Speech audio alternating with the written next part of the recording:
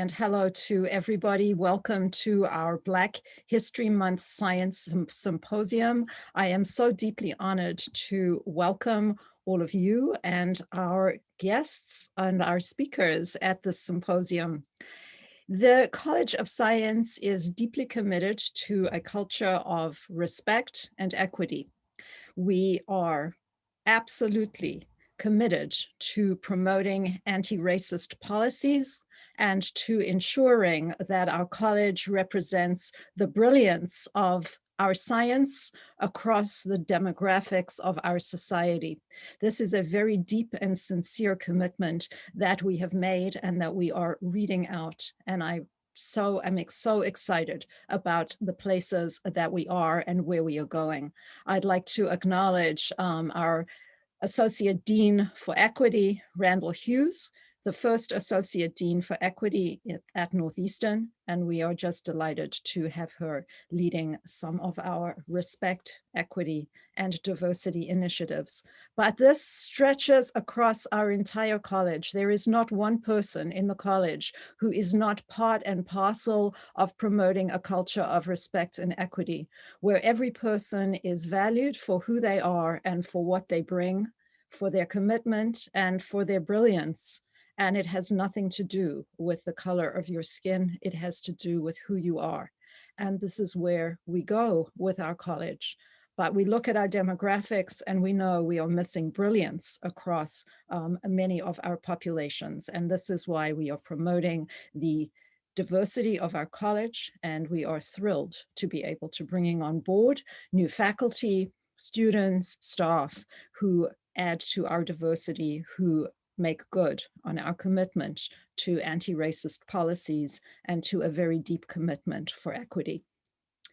Black History Month is a really cool happening. I really like it. And I think having a science symposium for Black History Month is fantastic. And it is particularly fantastic for me to be able to welcome 4 alumni who are going to talk to you today about their experiences and their accomplishments. And so that these will be introduced to you, but I would like to thank Dr. Mary Watkins, Crystal McKinnon, Dr. Leo Whitworth, and Camille Martin for their participation in this event. We are so honored and delighted to have you with us. Thank you for your time and congratulations, warmest congratulations and respect on your accomplishments that you will share with us today.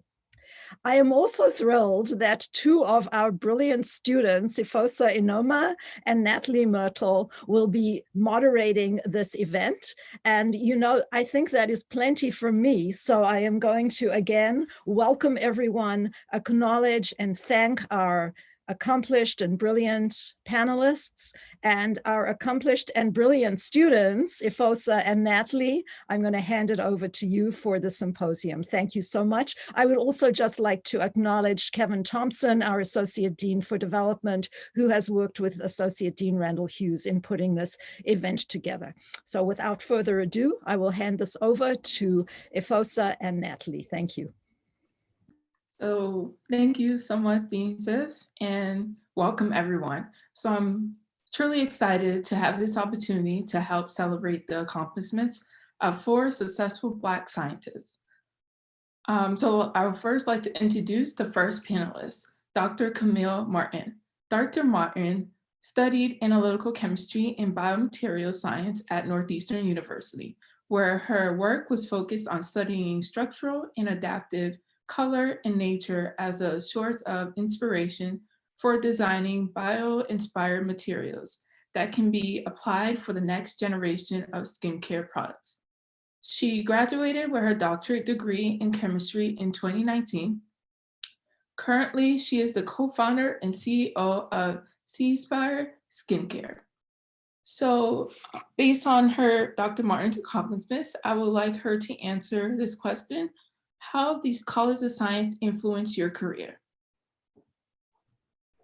Good afternoon, everyone. It's a pleasure to be here today to share a little bit more of my experience at Northeastern University.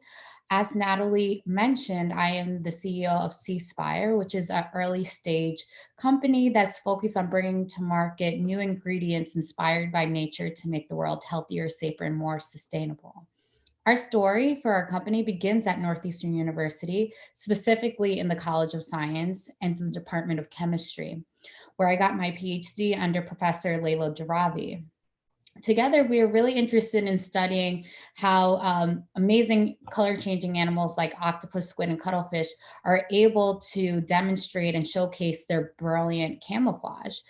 In doing so, we were able to identify a key source of the whole mechanism, a class of pigments that we call xanthochrome. From that, we started to think, can we repackage and repurpose these materials and use them for a variety of commercial goods? I would say fundamentally, as a material company, our technology is the source and the bread and butter of our business. Being able to develop this at a very early stage during my PhD was really exciting, especially when it came to my overall career goals. I definitely went into graduate school thinking I was going to work at a multinational cosmetic or beauty company. But through my experiences at Northeastern in College of Science, coupled with the law school and the business school, was able to cultivate a new path.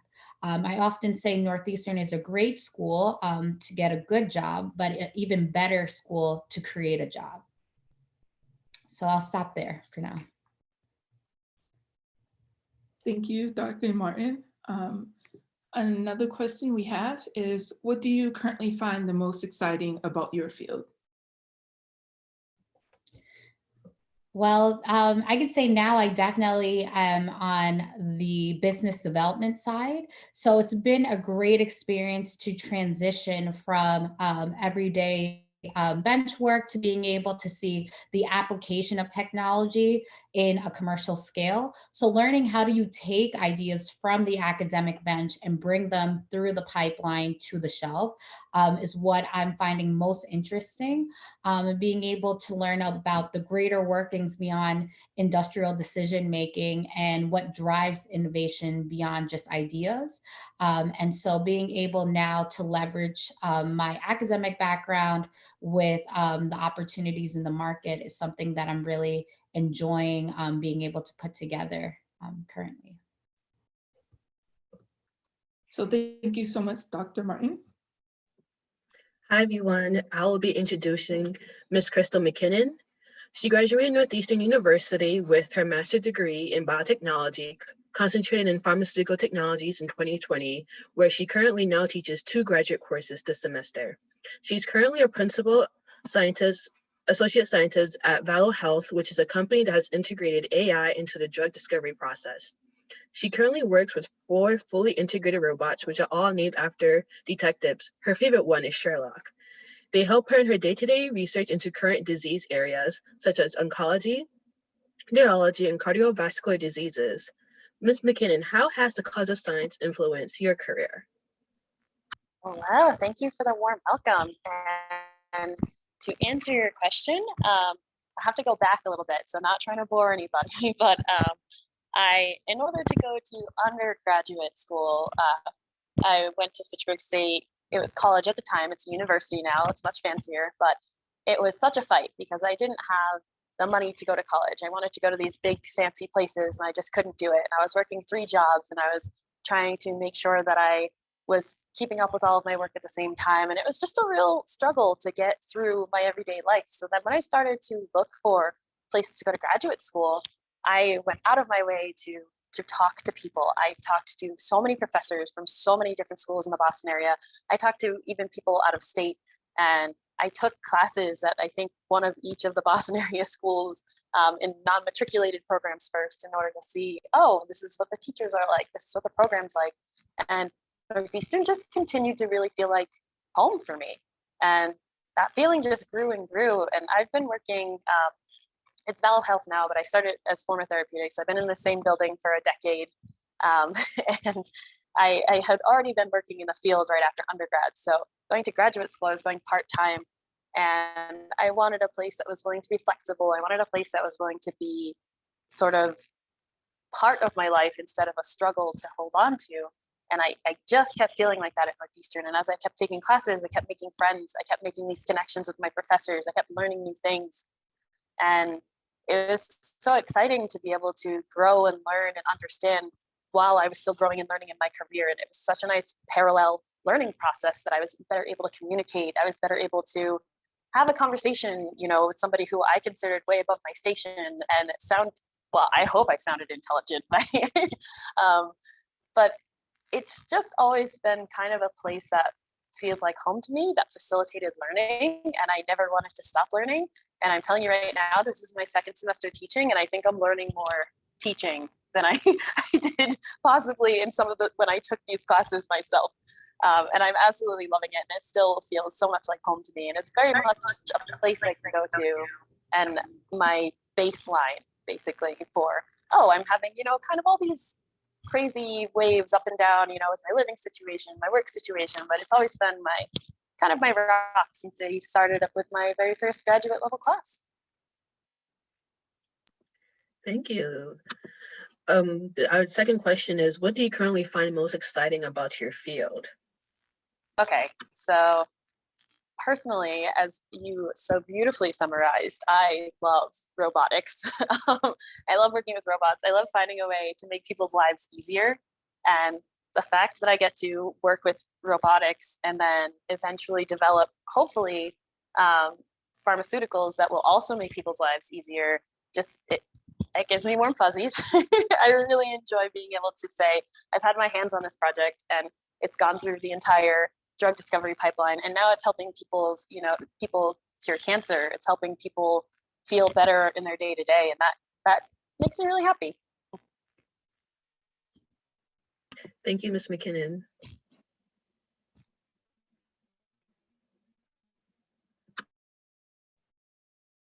So now I would like to introduce the third panelist. She is originally from Trinidad, West Christian education from Lee University in mathematics from Northeastern University, excluding the mathematics. While earning her degrees, she has taught mathematics in high school. Most recently, she has been the Dundalk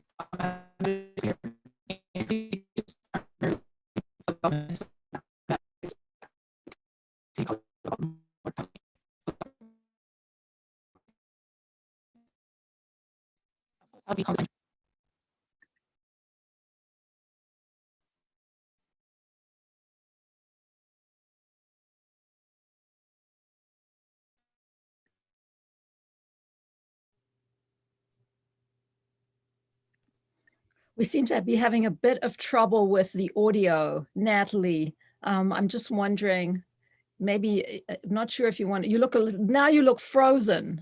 Yes, you froze. Let's see. Wonder, Efosa, do you want to take over the introduction, or Nathalie, shall we ask you to exit and try to come back again? And I'm sure that will help, something like that. It's a little Zoomy thing here. Let's try to keep moving though. Yes, I can introduce Mary. I can start from the beginning. It's not a Zoom session without any technical difficulties. So Dr. Mary Watkins, she's originally from Trinidad, West Indies. She earned her Bachelor of Science in Mathematics and Christian Education from Lee University and her Master's of Science and PhD in Mathematics from Northeastern University. Excluding the mathematics teaching she did while earning her degree, she has taught mathematics in the high school, community college, and university for a span of at least 27 years. Most recently, she has been the Goldak Mathematics Coordinator and currently teaches primary developmental mathematics at the Community College of Baltimore County. Dr. Wilkins, can you tell us how the College of Science has influenced your career? Yes, thank you, Efosa. And Nathalie earlier introduced me. Thank you for that kind introduction. Also, thank you to Dean Sive and Dr. Randall Hughes for inviting me to be on this panel today during Black History Month. A pleasant good afternoon to everyone attending, including my sister and her family and the Northeastern University Math Department. I am grateful for Northeastern University and for the teaching assistantship that I received, which gave me a career boost, teaching one mathematics class every quarter, now it's semester. Besides students complimenting me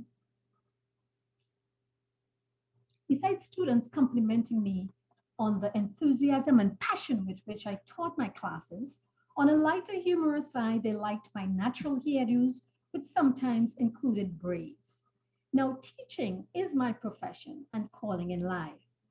After I defended my dissertation, my PhD advisor, Professor Gordana Todorov, gave me her blessing to accept an invitation to teach at Lee College, now Lee University in Cleveland, Tennessee, which lasted almost 20 years.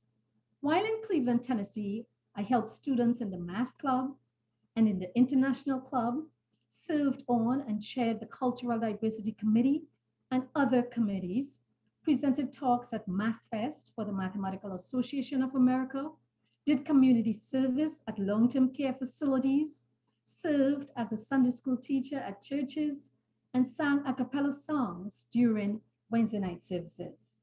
As a professor, I applied myself to teaching, scholarship, and community service.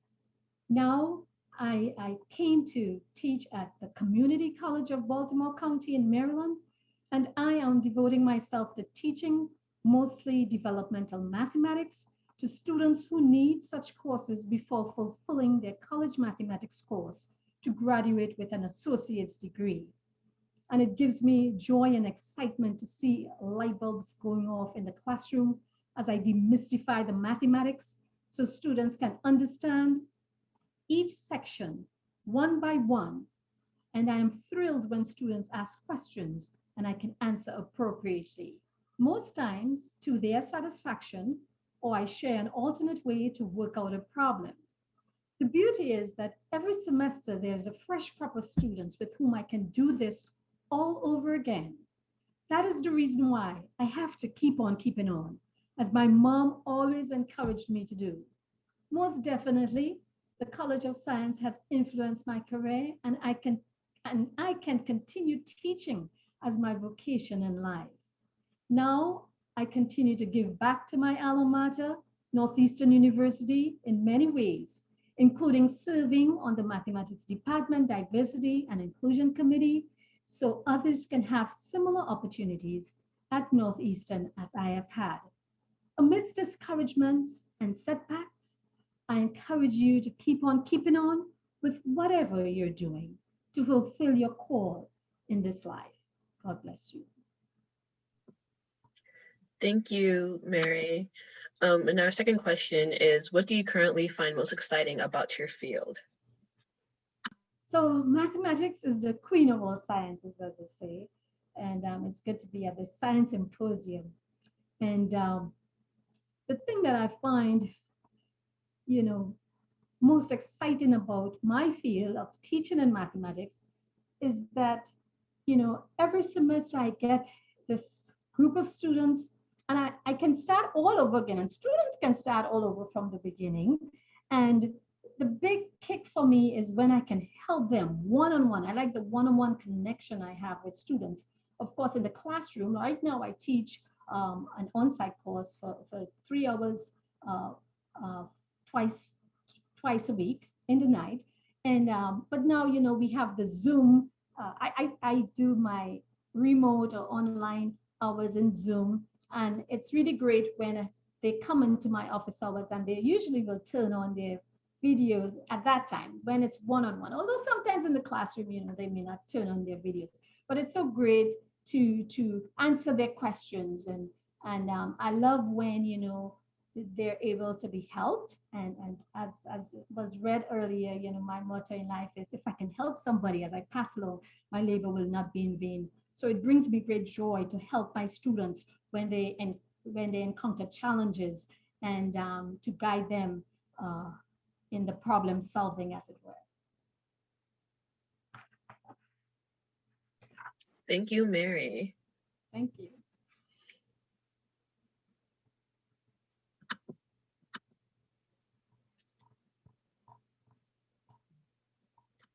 Okay, and for our fourth and final panelist, we have Dr. Leo Whitworth. He is a Jamaican native and a double Husky. He got his BA in Biology Liberal Arts in 1971 and his Executive MBA in 1994. During this time in undergrad, he was on the men's track and field team. He earned his DDS from Howard University in 1976. Since 2008, he has also been a clinical assistant professor of operative dentistry at Tufts University School of Dentistry. He is the corporator emeritus of NU and founder, president, and CEO of Whitworth Dental Association. Dr. Whitworth, can you tell us how the College of Science influenced your career?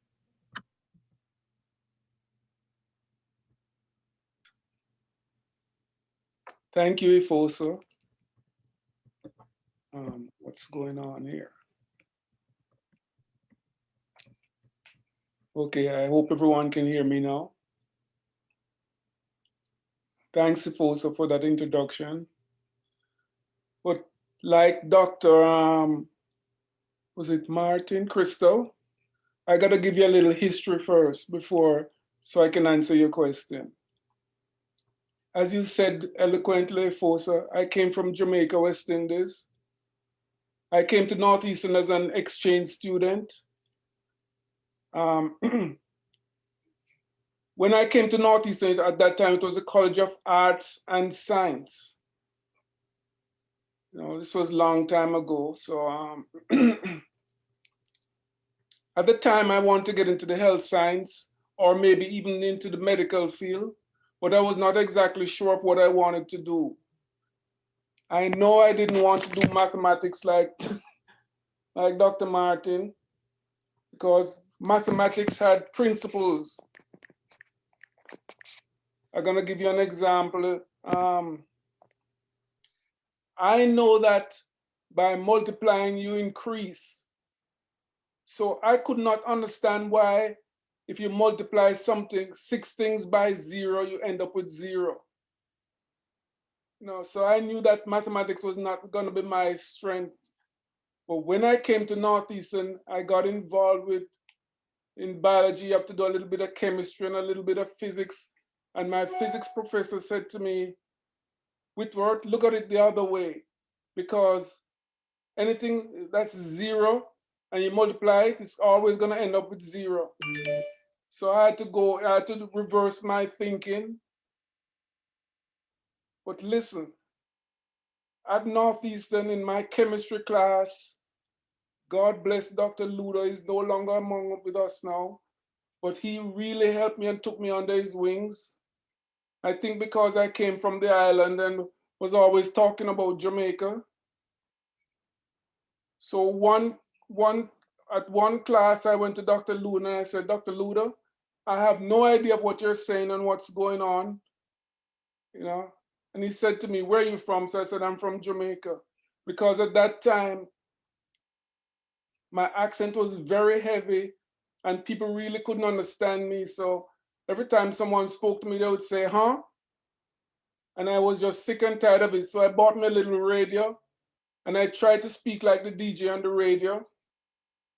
And I was listening to WBZ, which is supposed to be WBZ, but for me, Z is Z.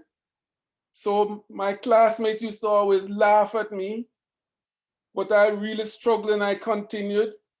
So Dr. Ludo called me in one day and he said, what are you doing for Thanksgiving? I said, sir, the only Thanksgiving we have in Jamaica is at Christmas time, when you give thanks for all the food and everything. So he invited me to his home and explained to me what Thanksgiving was all about and about the Quakers and everything, because he was a Quaker. And that really made a difference for me at Northeastern, how not only my professor, my physics professor and my chemistry professor took me underneath their wings and really made a difference for me. And I was in Smith Hall at that time, which was an all boys dorm. And the students there really rallied around me and really helped me. And that made a difference for me. And then Dr. Luda showed me a little thing about schools looking for minority students to do dentistry.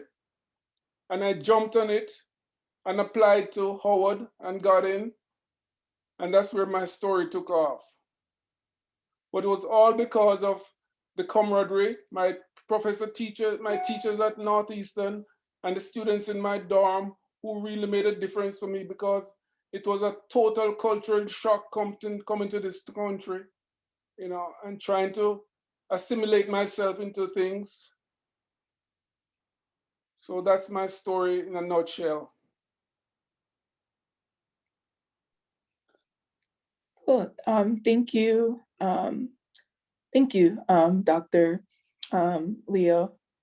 So now I would like to ask the second question. So what do you find most exciting about your field? Well, after I graduated from Howard University, I went back to Jamaica and practiced for a little while, for a couple of years. But because of the limitations of some of the things that I could do back in Jamaica, I came back to the States, and the dean of Howard University Dental School at that time became the dean at Harvard University. And I was a pretty good student, so he invited me to come and do some teaching at Harvard. And I spent 15 years at Harvard.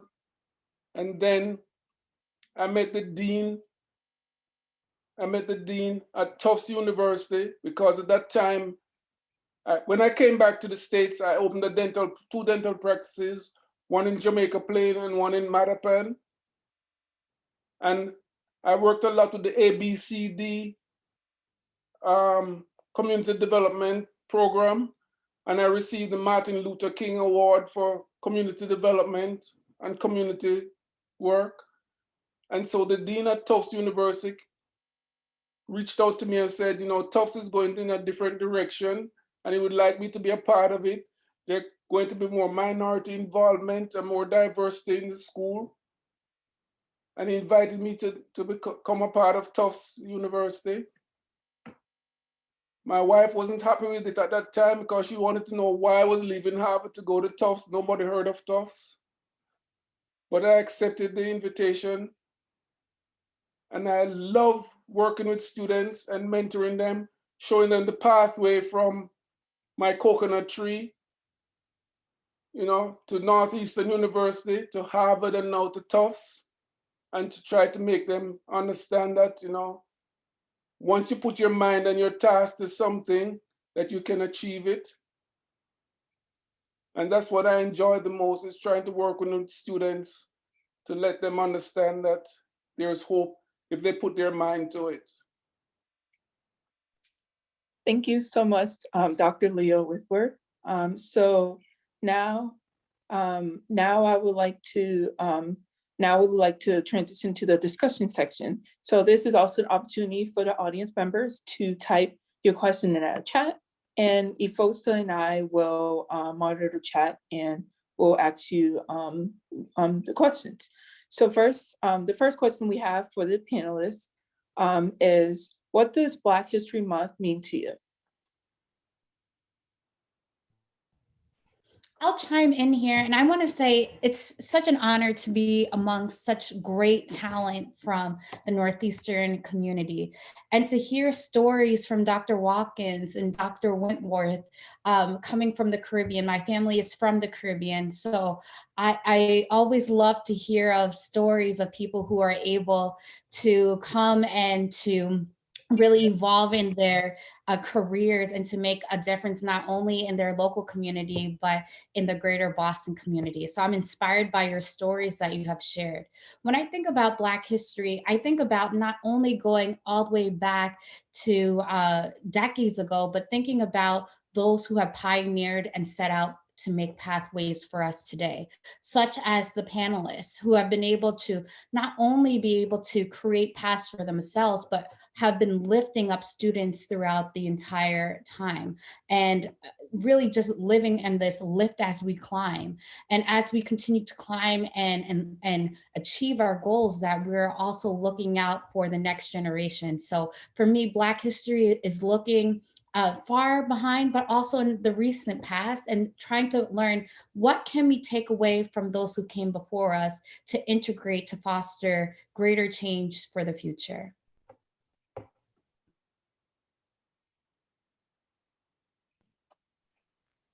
Thank you. Can I chime in there a little bit? Sure. And I appreciate what Dr. Martin just said, but I think that Black History Month should not only be a 1 month thing, but a year-long experience, because Blacks and other minorities before us have given so much to this country, and we should appreciate it year-round and not just in a 1 month. And you know, they accomplished all those things even though they were marginalized. And I mean, when you listen to the story of Dr. Charles Drew and some of our other great scientists, you know, the things that they went through to achieve what they achieved is really mind-boggling. And I think that it's something that should be honored and appreciated year-round and not just in 1 month. And I'm so happy that other countries like Canada and the United Kingdom also celebrate Black history, even though they do it at a different period of time within the year. So that's just my little piece on that.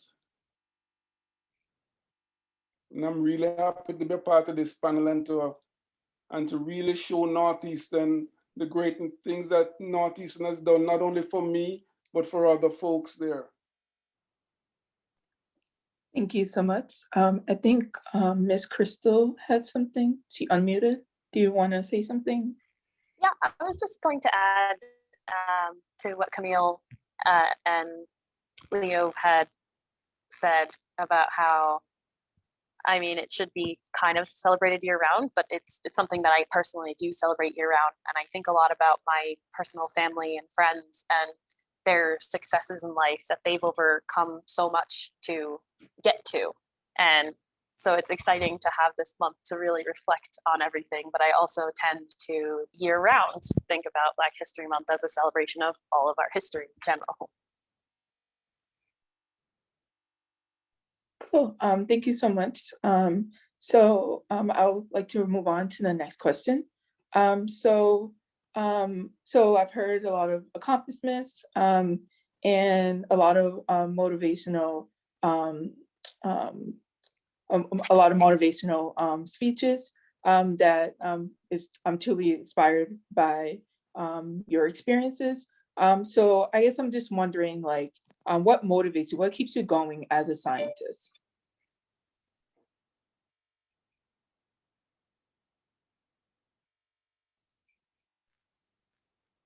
I don't want to, if anybody else has anything to say, feel free to jump in, but I will throw my 2 cents out there.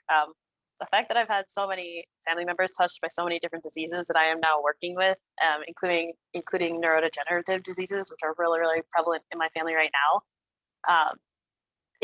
It really keeps me going to know that eventually I might be able to do something to help them live a better life, essentially, and everybody else, not just my family and friends, obviously, but to really help people.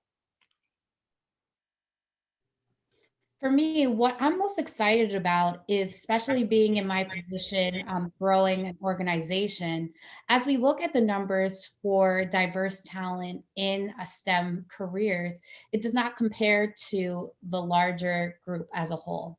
for me, I see this as a huge opportunity to be able to create change and opportunities to create a more diverse workforce, using the organization as a vehicle to be able to create groups and organizations that are pushing technologies, that are pushing science forward, but not only just focus on the technology, but creating opportunities for people along the pathway, whether that's starting at the undergraduate level or the graduate level, or even post professional schools, being able to have really collaborative workforces where you have people of different ages, different racial backgrounds, different academic backgrounds that are all coming to the table to share their perspective and ideas and really push forward new materials, new healthcare solutions, and just new technologies as a whole. So I'm excited about what opportunity science does for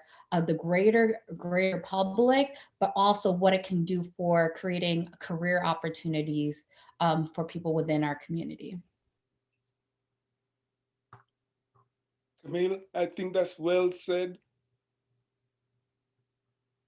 Because especially in dentistry, I want to motivate other folks to realize that dentistry is not just something that creates pain. You know, whenever you hear a dentist, the first thing you think of is pain. And so what I feel is that the opportunity that I have is to pass on to other folks that it is more than just that there are other fields in dentistry that you can get involved in. And the technology is such nowadays that you can do so much more things without creating pain and discomfort to patients. I mean, one of the things that motivated me to get into dentistry was my brother was involved in a car accident and he had lost his tooth. And my brother was the greatest thing to me because, you know, he was a great sports person. You know, he was good in soccer. And, you know, he had a lot of people liking him and he was always in the news. And when my brother lost his tooth, I said, wow, nobody's going to like him anymore because, you know, no one wants to talk to and like someone, an ugly person with no teeth. And then when I went to visit my brother again, I saw him that he had, you know, they gave him tooth and he could smile. I said to him, where did you get your teeth from? He said, oh man, a dentist did it for me. And that was a great motivation for me to want to become a dentist too. You know, that you can make someone smile because a smile makes the world go around, you know. And there's nothing like a beautiful smile, man. So when you can pass that on to other folks and make them realize that, you know, dentistry is not just something that creates pain and you gotta, you know, it makes a difference to other folks. And that's what for me is a big motivating factor in teaching. My motivation in life is, well, in fact, I had mentioned my motto. It's, if I can help somebody as I pass along, then my labor will not be in vain. So when I can help at least one student with the mathematics, currently it may be in the Zoom chat room during online hours, or respond to students' My Open Math messages, and they respond with thanks, and they're able to complete their homework exercises with success, that motivates me to keep on keeping on. Thank you so much. For this next question, it's good hearing about things that motivated you, or even like when you were younger wanted to be a certain career. But what was your first achievement that made you think you can actually be a scientist, you can actually do your career? Like, what was the first thing that you did? I was like, wow, I can really do this. Like, this is the career meant for me.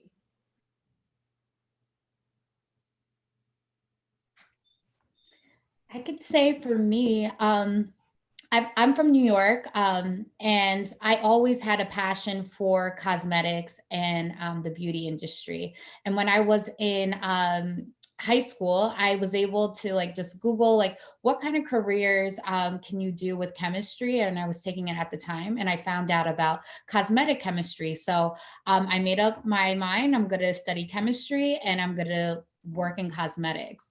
When I went to college, during orientation week, I met with the faculty at the department. I went to a very small school in Michigan, Andrews University. And when I was there, one of the professors pulled me to the side and said, oh, have you considered doing research this semester? And I said, oh, thank you so much for sharing that with me, but I'm a freshman. Maybe when I'm a junior, I can start doing research. I just want to get acclimated to college. And his name was Dr. Desmond Murray, and he was also from Trinidad. And so he said that he had an organization. He was the president from a Best Early, Bringing Excellence Through Science and Technology, which is an initiative that teaches high school students about going to college and STEM professions, but also allows them to take college level classes like calculus, biology, and chemistry. And in their senior year, they do research. And so he said, if I have my students who are doing research in their seniors, you can definitely do research now. So within the first 3 weeks of college, I was in the lab, and my first project was doing organic synthesis of pigments and dyes. And so, of course, the nature of these reactions are really brilliant and amazing colors. So it was really enriching, and it helped me really connect what I was learning in the classroom to what I was practicing in the lab doing research. So I would say my early research experience is what really got me on the pathway, but I definitely have to always shout out Dr. Murray for being able to pull me aside and to be able to really encourage me from extremely early point in my career to really look and to understand all the opportunities or some opportunities that are available when you study chemistry or other sciences.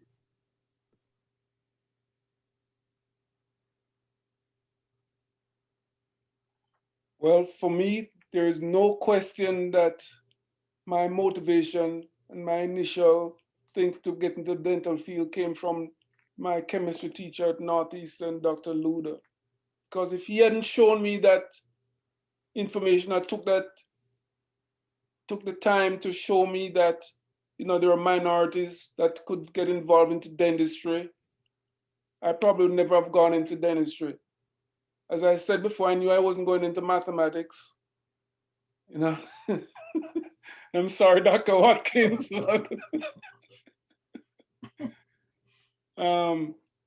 you know, and if he hadn't shown me that and motivated me to get involved into it, I would never have gotten into dentistry. And so it all came right back to Northeastern for me. Well, for me, you know, as I'm from Trinidad, West Indies, and in particular, you know, we're very expressive with our hands and everything like that. And I went to a convent actually in Trinidad. It was a high school, St. Joseph's Convent, St. Joseph. And I remember the teachers, you know, one of them, Miss Wong, she would put a finger like this and she said, you can do it, you know. And in particular, at Northeastern, under the tutelage of Dr. Todorov, I remember her asking me this question. She said, Mary, are you a good teacher? And I said, yes. But, you know, I keep thinking about it, you know, because yes, you want to teach, but you want to be a good teacher to impact students and to make a difference in their lives. And I'm grateful, you know, for those teachers in my formative years, elementary and high school, who really encouraged me, you know, when they see your grade a little low and they say, I see potential there, you know, or you're close to 100, but, you know, they're always wanting to push you to go further because they can see that there's greater in you and you can rise to that level of success. And I'm grateful for those, you know, who taught me and really prepared the way for me. And thanks again, Dr. Todorov. You're in the audience today. Appreciate it. Cool. Thank you so much. There's some questions in the chat that I'm going to ask. So One question. Oh, sorry. Okay, sorry. One question is, have you found it difficult to explain your research to family and friends? I certainly have. For anybody with a non-scientific background, it always takes a minute to kind of reset and think about what I'm saying before I'm saying it, instead of using all these acronyms and, you know, kind of jargon that you use on the day-to-day. But I also have a bit of a struggle sometimes with family who is religious and they don't think I should be doing science. So trying to explain exactly what I'm doing to point out that I'm not doing anything that goes against their beliefs is a little bit hard sometimes too, but it's fun. I mean, that's part of what I enjoy with teaching, is learning how to bridge the gap of how two people understand each other. So there are definitely challenges, but I enjoy them sometimes.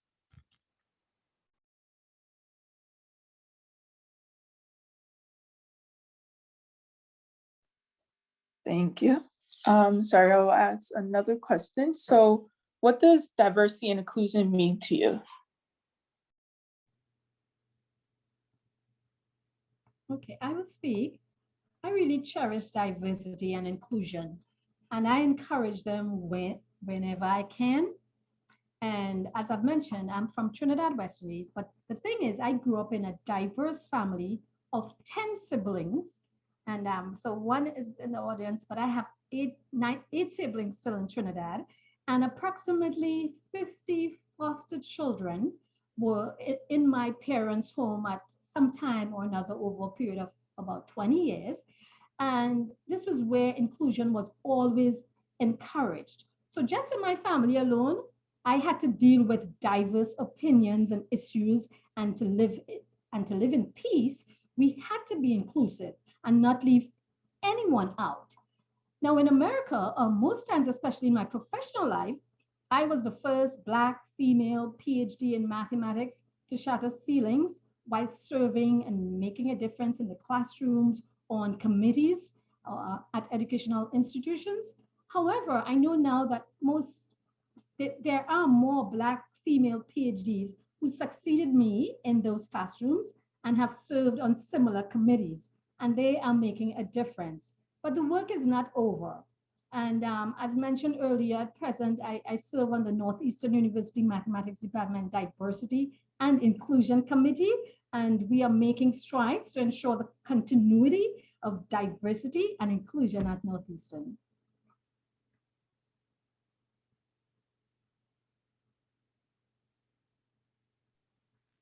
I'm on a similar committee here at Fallow where I work, actually.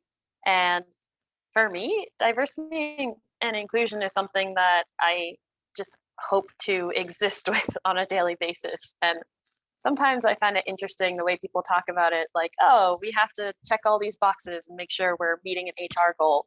And that's not the kind of discussion I want to be having about diversity and inclusion. So when I was my original company, I actually chaired the culture committee, and this was a very big hot topic there. And now here, it's much more fluid. Nobody's looking at somebody's race when they're hiring you, which is exactly what I would want. Nobody's trying to check these boxes saying, oh, we're meeting our standards for diversity and inclusion. It's something that's just infused into the culture, which is exactly how I feel I want to talk about diversity and inclusion. Just, oh, I can look around and I have a wide range of people here because they're all talented, and it's not because of what they look like or their background or anything like that.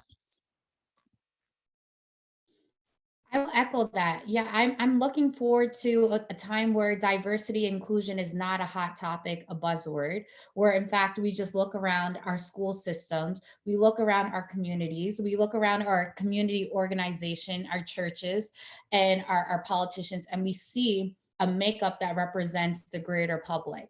But in saying so, this is not something that happens overnight. So what this means for me when I think about inclusion is not only being able to make change with people who are eligible for hires today, but what are we doing to be able to foster the pipeline creation from early generations? So maybe everyone does not have the same accessibility to the tools that we do as professionals, but what are we doing to be able to create programs and bridges for those communities that are suffering lack of resources or programming, to be able to bridge that with stabilized and known institutions? What are we doing to reach out to these individuals and to be able to partner with schools, like being able to create pipelines with historically Black universities, with PWIs like Northeastern University, being able to say, if we have this talent pool, or we know that there's this population that would thrive given the opportunity, how do we create those channels to support that growth, so that we see organic diversity in our organizations?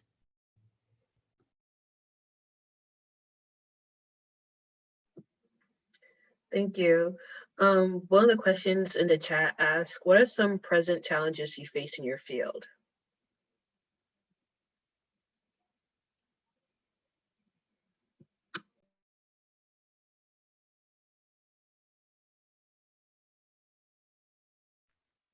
Since people are being quiet, I mean,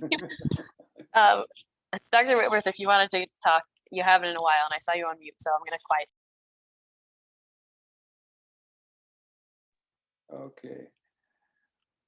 Well, one of the challenges that I have is the same challenge that Dr. Cornel West have over at Harvard, is trying to move on up in your realm in whatever you do. I think I'm very good at what I'm doing, but it's like I'm stuck in neutral, and my question is always, why can't I go a little further? And you can do a lot of ifs and everything like that, but as was said before, diversity is not just something that is going to happen immediately, or anything. It's something that's going to go over a period of time, and that's going to make everybody be inclusive of what's going on. And it should not be the color of your skin or anything, but it's your ability and what you have to offer to the institution or to the organization that you're a part of. I know for me, it's always been questioned, why do all the Black students always gravitate towards me at school and not the other students? But, it's like, I'm not sure where you're from, Crystal, but if you see someone from your state or wherever you are, you're going to gravitate to them. If I see someone from Jamaica, there's a certain amount of affinity for them. I mean, from Dr. Watkins, I can, really relate from coming from Trinidad, from the islands. We know about coconut trees and stuff like that, but, so that's where the inclusion comes from. That wherever you are, you should feel a part of the ingrained into whatever you're doing, and not just be felt left off or left out. I don't know if I help with that answer, but. Yeah, thank you so much. I'm planning to move on to the next question, unless any of the panelists wants to answer the question. Okay, so I'll just move on. So the next question is, what is some advice that you have for Black students?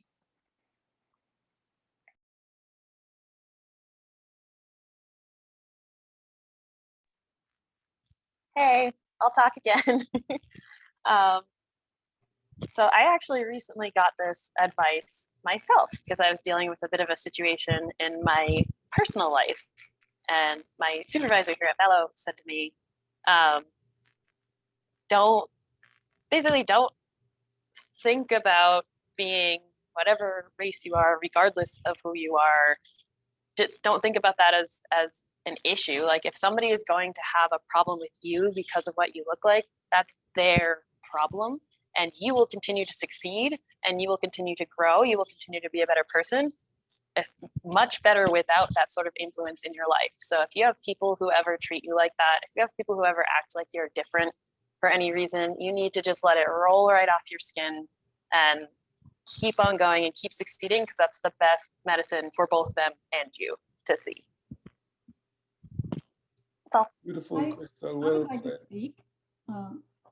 One of the things I will say to Black students is be courageous to use opportunities to see your professors or instructors, especially during office or online hours, to ask for help, to share what is on your mind, and to ask questions. Do not go it alone, but always seek and follow good advice, because in the multitude of counsel, there is safety. And another thing is, be quick to hear, lead with your ears, be slow to speak, and be slow to become angry. Right. That's wonderful, wonderful advice, Mary. And so I am Randall Hughes, Associate Dean for Equity in the college. I hate to cut off the conversation because this has been absolutely wonderful, but I am mindful of the time. So I would just like to take this opportunity to thank everyone for attending this first Black History Month Science Symposium. And please, yes, thank you, Efosa. Take a minute to either clap or add your reactions to the panelists to let them know how much we have appreciated their efforts today. Today's event has been the highlight of several activities that we have had going on in the college in honor of Black History Month. And as was discussed today, we're really looking forward to continuing these discussions, not just in the month of February, but throughout the year. A big thank you to our student moderators, Nathalie and Efosa, for leading a wonderful discussion today. Despite technical difficulties, you recovered really well. I'd also like to thank Diana Bronchuk and Associate Dean Kevin Thompson for their help planning and organizing this event. And a thank you to Dean Sive for being here and introducing us. And then finally, a tremendous thank you to our esteemed panelists, Dr. Camille Martin, Ms. Crystal McKinnon, Dr. Mary Watkins, and Dr. Leo Whitworth for your time and insights today. I really appreciate your efforts and hearing from you, and thank you all for attending.